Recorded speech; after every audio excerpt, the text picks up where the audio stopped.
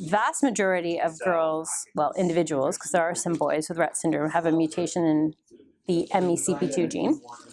And not all of them do, but most of them do. And that's a gene on the X chromosome.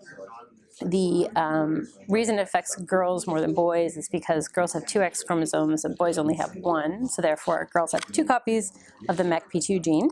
Boys only have 1. So we believe that if a boy has a mutation in that gene, that they don't have Rett syndrome, but they are very, very sick and may not live, whereas a girl clearly does live and grow up, but she has Rett syndrome.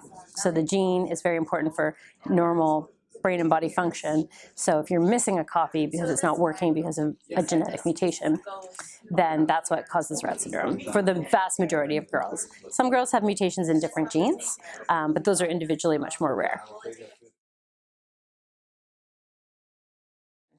So in order to have normal brain and body function, you only need one of those copies working.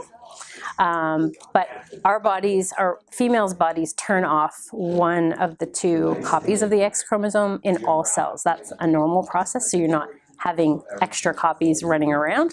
That's just normal. And so some of the girls' cells are going to turn off the good X with the good gene, and some of them are going to turn off the X with the mutation. So the sum of all of that random X inactivation is a deficiency in the normal MECP2 gene and protein. Different types of mutations and the different areas in the gene where the mutation can affect the different severities, I guess. So you have some milder mutations and more severe mutations, but that can't be the whole story because we have some girls with supposedly mild mutations who have a severe disorder and vice versa. We don't really understand why that is. There are a lot of theories. And the other is probably the pattern of that X inactivation that I talked about. So it is random. So it may be that randomly you get more of the good one turned off. And so that might cause a more severe presentation as well.